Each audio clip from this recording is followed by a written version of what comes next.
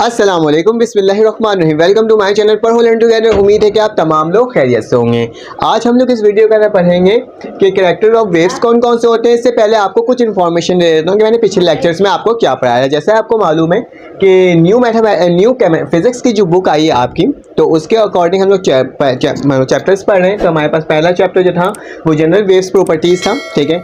और इसके अंदर हमने पढ़ा है कि वेव्स क्या होते हैं, वेव्स की टाइप्स क्या होती है। तमाम लेक्चर्स मैंने दे चुके हैं। ये लेक्चर नंबर 5 है। लेक्चर नंबर 1 से लेकर 4 की आपको अगर वीडियो देखनी है, सीरीज वाइज से बना है, वो आपको डिस्क्रिप्शन में मिल जाएगी, ठीक है। जिसके अंदर हम टाइप्स पढ़ा था, हमने मैकेनिकल और इलेक्ट्रोमैग्नेटिक वेव पढ़ा था, हमने ट्रांसफर वेव्स पढ़ा था, हमने क्रस्ट ट्रफ पढ़ा था, और हमने बहुत सारी चीज़ें अपने पिछले लेक्चर्स के अंदर कवर करते हुए आगे पढ़े हैं कैरेक्टर्स ऑफ वेव्स के पास।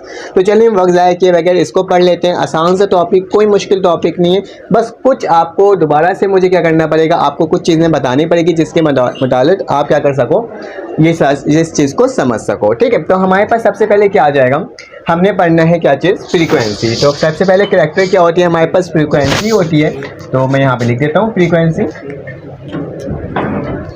फ्रीक्वेंसी से पहले आपको एक और चीज़ पढ़ना होगा, वेवलेंथ। पहले मैं आपको वेवलेंथ बता देता हूँ, फिर उसका फ्रीक्वेंसी बता देता हूँ, ठीक है। तो सबसे पहले वेवलेंथ पढ़ लेते हैं हम लोग कि वेवलेंथ क्या होता है। ये फर्स्ट कैरेक्टरिस्टिक किसकी है, आपके पास वेव्स की है, ठीक है। तो वेवलेंथ क्या होता है उसको देख लेते हैं। वेवलेंथ क्या होता है, जैसे कि मेरे पास एक मीडियम है, मीडियम मतलब कोई भी सरफेस, ठीक है, या कोई भी ऑब्जेक्ट जिसके ऊपर वेव्स क्या बन रही हैं, आपके ऊपर बन रही है। क्योंकि मैंने आपको बता चुका है ना कि वेव होता क्या है। जैसे कि एक वाटर है, ये रेस्ट पोजीशन में वाटर है, इसके ऊपर अगर कोई स्टोन गिरता है तो इसमें एक वेव बनती है। किस तरह से, ये अप डायरेक्शन में और एक लोअर डायरेक्शन में, एक मैक्सिमम और एक मिनिमम डायरेक्शन में क्या बनता है, एक वेव बनती है, ठीक है। और ये जो डायरेक्शन होती है, ये जो बीच वाला टर्म होता है, उसको हम क्या कहते हैं, मीडियम, मतलब वाटर का सरफेस कहते हैं। जब रेस्ट पोजिशन में होती है तो बिल्कुल ये स्ट्रेट होती है, ठीक है। और जैसे ही कोई डिस्टर्बेंस पैदा होती है इसमें, तो हमारे पास क्या बनता है, एक वेव बनता है। इसकी डिटेल मैंने पहले भी बता चुका है, लेकिन फिर भी थोड़ा सा आपको कॉन्सेप्ट क्लियर कर दे रहा हूँ। एक वेव बनता है, वो क्या होता है, वो वेव होता है, ठीक है। तो अब याद रखना है कि वेव लेंथ हमें मालूम करना है कि वेव लेंथ क्या होता है। तो वेव लेंथ जो हमारे पास होता है, क्या होता है, सबसे पहले आपको एक चीज़ समझना पड़ेगा।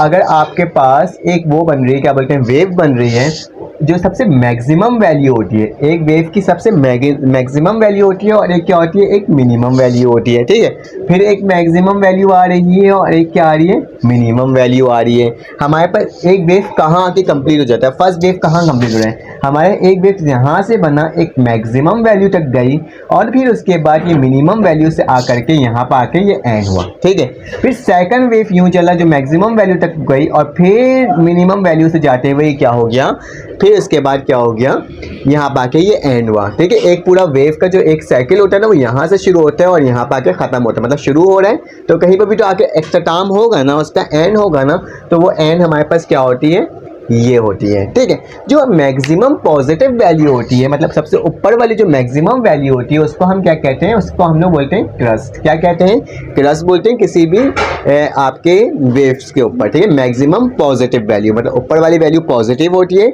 और मैक्सिमम मिनिमम बोल दो, या मैक्सिमम नेगेटिव वैल्यू बोल दो, या मिनिमम वैल्यू बोल दो, या डाउनवर्ड वैल्यू बोल दो, उसको हम क्या कहते हैं, उसको हम कहते हैं ट्रफ कहते हैं किसी भी वेव का, ठीक है। तो हम क्या कहते हैं, इसको ट्रफ, ठीक है। तो हमारे पास दो वैल्यूज होती है, एक क्रस्ट होती है, एक ट्रफ होती है। तो इसको देख के जल्दी से बताओ इसकी वैल्यू को क्या कहेंगे, इसका नाम क्या होगा हमारे पास, इसका नाम हमारे पास यकीनन जाहिर सी बात है क्या हो जाएगा, क्रस्ट हो जाएगा, और इसका नाम क्या हो जाएगा मेरे पास, फिर से ट्रफ हो जाएगा, ठीक है। एक वेव सीक्वेंस में बन रही होती है। तो याद रखना, वेवलेंथ पढ़ने के लिए हमें क्रस्ट और ट्रफ के बारे में मालूम होना चाहिए था, और वेव किस तरह से बनते हैं वो तो मैंने आपको बताया था, ठीक है।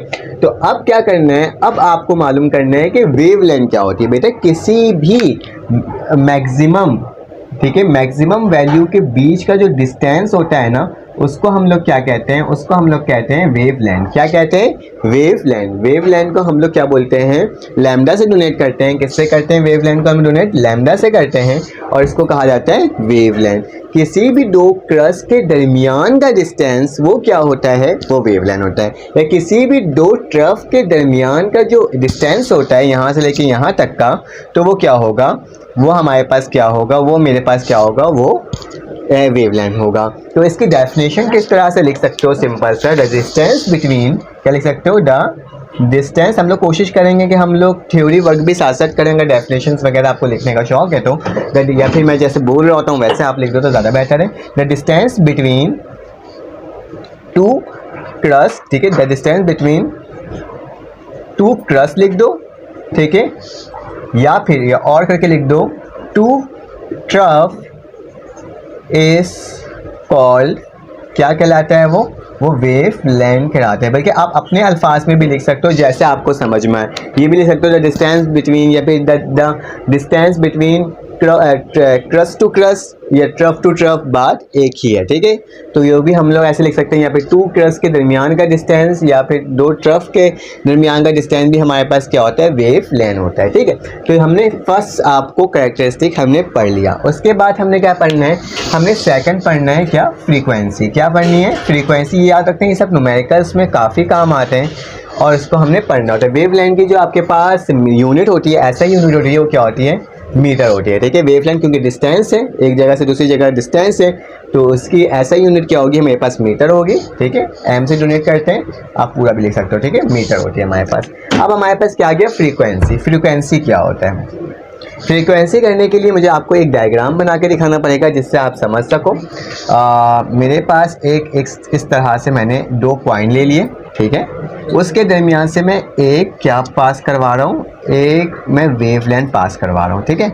मतलब एक तरह का मैं वेव पास करवा रहा हूँ, एक मिनट रुकें। इस तरह से मैंने एक वेव पास करवाया है यहाँ पे, और नीचे चले आता हूँ, यहाँ पे मैं मुख्तलिफ वेव्स पास करवाता हूँ, ठीक है, ठीक है। दो मैंने वेव्स पास करवा दी हैं और ये यहाँ से लेकर यहाँ तक का ये कितने डिस्टेंस में हो रहा है, 1 सेकंड में, ठीक है। तो याद रखना, अगर आपको फ्रीक्वेंसी पढ़ना है तो उसके अंदर 1 सेकंड को हमेशा याद रखना है। किसको याद रखना है, 1 सेकंड को, ठीक है। फ्रीक्वेंसी हम लोग उसी वक्त कैलकुलेट कर सकते हैं जब वो 1 सेकंड में हो, ठीक है। 1 सेकंड को ही हम लोग उसको रखते हैं कि 1 सेकंड के अंदर ही जितने हमारे पास वेव लेंथ पास होंगे उसे क्या कहा जाता है, फ्रीक्वेंसी कहा जाता है। वो पॉइंट जिससे क्या हो, वेव लेंथ 1 सेकंड के अंदर पास हो सके उसको क्या कहते हैं, उसको कहते हैं आपके पास फ्रीक्वेंसी कहा जाता है, ठीक है। तो हम देख लेते हैं, आपको सिखा देता हूँ किस तरह से। देखो, यहाँ से लेकर यहाँ तक का डिस्टेंस है मेरे पास, ठीक है, यहाँ से लेकर यहाँ तक है, और एक वेव यूं करके ही पास होता है ना, एक मैक्सिमम वैल्यू होती है और एक मिनिमम वैल्यू होती है, ठीक है। यहाँ तक ये आ रहा है, ठीक है। तो आप देख लो कि 1 सेकंड के अंदर अंदर कितना वेव पास हुआ, मतलब एक साइकिल कितनी होती है, यूं होती है ना, पूरे मैक्सिमम मिनिमम वैल्यू। तो 1 सेकंड के अंदर अंदर मेरे पास कितना वेव्स पास हुआ, 1 सेकंड के अंदर मेरे पास, ये पूरा कर लूँगा ना यहाँ पे तो ज़्यादा बेहतर लगेगा, आपको सही से समझ में आएगा, ठीक है। तो 1 सेकंड के अंदर कितना वेव पास हुआ, 1 सेकंड के अंदर एक वेव पास हुआ, एक वेव पास हुआ। तो मतलब समझ में क्या आ रहा है कि हमने एक ऐसा वेव बनाया, एक ऐसा वेव है जो कि 1 सेकंड के अंदर एक ही वेव पास कर रहा है। और नीचे वाले में देख लेते हैं हम लोग, एक मीडियम बना लेता हूँ मैं यहाँ से, ठीक है, इस तरह से। अब यहाँ देख लेना कितना वेव पास हो रहा है, ये गया हमारे पास एक वेव, फिर ये गया मेरे पास 2 वेव, और ये गया मेरे पास 3 वेव। तो मुझे समझ में आ रहा है कि 1 सेकंड के अंदर अंदर 3 वेव्स इसमें पास हो रहे हैं, और यहाँ पे कितने हो रहे हैं, 1 सेकंड के अंदर अंदर यहाँ पे एक वेव्स पास हो रहे हैं, मतलब 1 हर्ट्ज। वेव्स की फ्रीक्वेंसी क्या होती है, हर्ट्ज होती है, ठीक है, याद रखना, H और Z। तो हमारे पास एक वेव्स के अंदर कितने हर्ट्ज पास हो रहे हैं, हमारे पास हो रहे हैं 1, और यहाँ पे 1 सेकंड है 3 हर्ट्ज। तो ये समझ में ये हमें आ रहा है कि फ्रीक्वेंसी को हम लोग कैसे मालूम कर सकते हैं कि 1 सेकंड के अंदर अंदर, मतलब 1 सेकंड के अंदर, ठीक है, 1 सेकंड से तजावज़ नहीं करना चाहिए, बस 1 सेकंड तक रहना चाहिए। 1 सेकंड के अंदर कितना वेव्स पास होंगे उसे हम क्या कहते हैं, वेव लेंथ कहते हैं, सॉरी फ्रीक्वेंसी कहते हैं, ठीक है। तो इसकी डेफिनेशन भी हम लोग लिख सकते हैं कि फ्रीक्वेंसी की डेफिनेशन हमारे पास क्या होती है, लिख सकते हो the number of wave pass through 1 second, ठीक है, द नंबर ऑफ, ऐसे करके लिख सकते हो, the number of wave pass through a point, ठीक है, एक पॉइंट से पास हो रहा है, थ्रू अ पॉइंट इन कितने सेकंड में, इन 1 सेकंड। तो 1 सेकंड के अंदर जितना मतलब वेव पास होंगे वो क्या होगा, हमारे पास फ्रीक्वेंसी कहलाएगी। ठीक है, फ्रीक्वेंसी की यूनिट क्या होती है? फ्रीक्वेंसी की यूनिट होती है हमारे पास हर्ट्ज होती है। ठीक है, फ्रीक्वेंसी की यूनिट क्या होती है? हर्ट्ज होती है। यहाँ तक यकीनन आपको समझ में आ गया होगा। फ्रीक्वेंसी के बाद हमारे पास आएगा टाइम पीरियड। तो मैं इसको रब कर लेता हूँ, फिर आपको बता देता हूँ कि आपने किस तरह से करना है। ठीक है, तो मैं इसको ऐसे डायरेक्ट रब कर लेता हूँ। ठीक है, तो मेरे पास क्या आ जाएगा? मेरे पास आ जाएगा यहाँ पे टाइम पीरियड। तो मैं क्या लिख देता हूँ यहाँ पे? Time period. टाइम पीरियड बिल्कुल अपोजिट है किसके? टाइम पीरियड बिल्कुल अपोजिट है हमारे पास फ्रीक्वेंसी के। फ्रीक्वेंसी में हमारे पास क्या था? फ्रीक्वेंसी में हमारे पास था कि 1 सेकंड के अंदर अंदर कितने वेव्स पास हो रहे हैं। जितने वेव्स पास होंगे वो क्या होगा? आपकी फ्रीक्वेंसी होगा। लेकिन इसमें क्या है? इसमें एक आपके पास एक डायग्राम बना लेता हूँ। इसमें क्या होगा? इसमें होगा कि कितने सेकंड में वेव्स पास हो रहे हैं। मतलब इसमें क्या हो जाए? कितने सेकंड में वेव्स पास हो रहे हैं। और इसमें क्या था? इसमें था कि 1 सेकंड के अंदर अंदर कितने वेव्स पास हो रहे हैं। जैसे कि मैंने एक वेव बना लिया आपके पास इस तरह से। इसको पहले डोनेट कर देता हूँ, सेकंड से डोनेट कर देता हूँ ताकि आपको समझ में आ सके। ठीक है, एक वेव्स यू पास हुआ, एक यू और एक यू बना लेता हूँ। एक मैं जल्दी जल्दी वाला बना लेता हूँ। ठीक है, इससे हमें समझ में आएगा कि हमारे पास क्या है। ये बेटा ये 1 सेकंड है, ये हमारे पास क्या है? 2 सेकंड है, और ये मेरे पास क्या है? 3 सेकंड है। ठीक है, 1 सेकंड, 2 सेकंड और 3 सेकंड हमारे पास इसमें मौजूद है। तो अब देखो, 1 सेकंड के अंदर एक मीडियम बना लेता हूँ जिस मीडियम से ये पास हो रहा है। ठीक है, अब क्या करना है? अब हमें मालूम करना है कि टाइम पीरियड हम कैसे निकाल सकते हैं। टाइम पीरियड निकालने का बहुत आसान तरीका क्या होता है? आपने देखना है कि एक हमारे पास टाइम मिली हुई है। ठीक है, यहाँ से लेके यहाँ तक दिया हुआ है। अब पूछा जा रहा है कि कितने सेकंड में एक वेव्स क्या हो रहा है? पास हो रहा है। मतलब मेरा देखो, एक वेव्स कितने सेकंड में पास हो रहा है? ये पूरा यहाँ से चला, ये यहाँ पे आया और यहाँ पे आके ख़त्म हुआ। मतलब 1 सेकंड, तकरीबन 1 सेकंड से ऊपर जा रहा है तो एक वेव पास हो रहा है। इसमें क्या हो रहा है? यहाँ पे पूरा एक वेव्स यूँ पास हो रहा है। पूरा एक वेव्स कैसे पास हो रहा है? यहाँ पे आके पास हो रहा है। तो मेरे पास 1 सेकंड से पहले ही अलग वेव पास हो जा रहा है। तो मतलब इसमें क्या होता है? इसमें टाइम रिक्वायर्ड, आप यहाँ पे लिख सकते हो इसका definition, time required to complete 1 wave cycle. ठीक है, वो टाइम जिसमें एक कंप्लीट, मतलब एक वेव कंप्लीट हो जाए, अपना वेव साइकिल कंप्लीट कर दे, उसे क्या कहते हैं हम लोग? टाइम पीरियड कहते हैं। मतलब पूरा एक वेव कंप्लीट जहाँ पे कर रहे हैं वो क्या होगा? हमारे पास टाइम पीरियड होगा। इसका एक वेव कहाँ कंप्लीट कर रहे हैं? यहाँ कंप्लीट हो रहा है। तो यहाँ से हम लोग देखेंगे कितने में कंप्लीट कर रहे हैं? 1 सेकंड से पहले कंप्लीट कर ले रहे हैं। तो उसका मतलब क्या होगा? हमारे पास टाइम पीरियड होगा। क्या लिखा? Time required to complete 1 wave cycle. वो टाइम जिसके बेसिस पर एक वेव पूरा कंप्लीट कर ले अपना साइकिल, उसको क्या कहते हैं? टाइम पीरियड कहते हैं। टाइम पीरियड क्या होता है? टाइम पीरियड हमारे पास एक तरह से इन्वर्सली प्रोपोर्शन होता है फ्रीक्वेंसी के। अगर जितना टाइम पीरियड ज़्यादा होगा उतना ही फ्रीक्वेंसी कम होगी, और जितने ही फ्रीक्वेंसी, अगर इसको हम लोग ऐसे लिख दें और करके फ्रीक्वेंसी उधर ले जाएं और 1/t लिख दें, मतलब ये इधर चले गया, ये इधर चले गया, तो फ्रीक्वेंसी जितनी भी ज़्यादा होगी उतना क्या होगा? टाइम पीरियड कम होगा।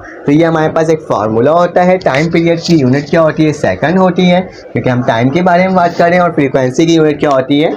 हर्ट्ज होती है। यहाँ तक कोई मसले की बात नहीं है ना। अब इसके बाद एक आखिरी हमारे पास है, क्या है? वो वेव स्पीड। उसे देख लेते हैं कि वो किस तरह से हो रहा है। अब हमारे पास क्या है? हमारे पास नेक्स्ट और लास्ट ये है एक कैरेक्टरिस्टिक हमारे पास क्या जाती है? Wave speed. क्या जाती है? Wave speed. वेव स्पीड क्या होता है इसके बारे में देख लेते हैं।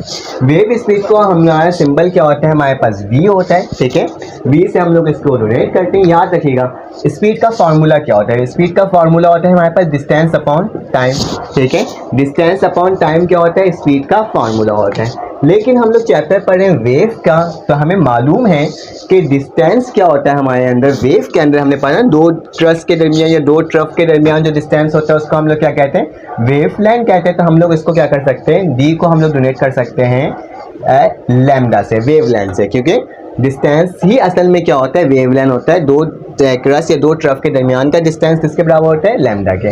और हमारे पास एक और मालूम है कि जो टाइम होता है हमारे पास, उसको हम लोग वेव लेंथ के अंदर कैसे कंसीडर करते हैं? कैपिटल टी से करते हैं। तो हम इसको ऐसे लिख सकते हैं, डी की जगह हमने क्या लिख दिया? लैम्डा, और लैम्डा की जगह क्या लिख दिया हमने? टी लिख दिया। यहाँ तक कोई मसले की बात तो नहीं है, कैपिटल टी लिख दिया। तो हमारे पास एक फार्मूला होता है स्पीड का, वेव लेंथ अपॉन टाइम। क्या? Wave length upon time period. यहाँ तक कोई इशू नहीं है। लेकिन हमें एक और चीज़ मालूम है कि फ्रीक्वेंसी किसके बराबर होता है, टाइम पीरियड किसके बराबर होता है हमारे पास, ये बताओ भैया। फ्रीक्वेंसी किसके बराबर होता है? 1/t के, क्योंकि यही होता है ना, फ्रीक्वेंसी किसके बराबर होता है? 1/t के। और टाइम पीरियड बराबर होता है 1/f के। इन दोनों क्या होता है? एक दूसरे के रेसिप्रोकल होता है। मैं इस वाली टर्म को, देखो गौर से देखना, मैं इस वाली टर्म को ऐसे लिख सकता हूँ, लैम्डा मल्टीप्लाई बाय 1/t। लिख सकता हूँ इसको? जी बिल्कुल लिख सकता हूँ, क्योंकि लैम्डा दोबारा 1 से मल्टीप्लाई होगा, वेवलेंथ दोबारा 1 से मल्टीप्लाई होगा, लैम्डा अपॉन टी वापसी आ जाएगा। तो ये 1/t की जगह मैं f लिख सकता हूँ, क्योंकि ये 1/t के बराबर है, तो इसको मैं किसके बराबर ले सकता हूँ? f के बराबर ले सकता हूँ। तो लैम्डा और क्या हो जाएगा? वेवलेंथ और फ्रीक्वेंसी। तो एक वेवलेंथ की हमारे पास स्पीड की जो फार्मूला होता है वो क्या होता है? Lambda upon F. ठीक है, तो आप इसको फार्मूला बेसिस पे भी लिख सकते हो कि लैम्डा अपॉन टी के बराबर होता है, और एक हमारे पास क्या होता है? लैम्डा अपॉन एफ के बराबर होता है। ठीक है, तो इस तरह से भी हम लोग कर सकते हैं। ठीक है, तो ये हमारे पास होल टॉपिक था आपका, किसका? आपके पास कैरेक्टरिस्टिक ऑफ वेव्स के, इसके न्यूमेरिकल्स वगैरह हम लोग देखेंगे। अगर आपको ये वीडियो अच्छी लगी हो तो आप लाइक कर दो, सब्सक्राइब कर दो, बेल के आइकन को क्लिक कर दो। फिर आपसे मुलाकात होगी एक न्यू वीडियो में। अल्लाह हाफिज़।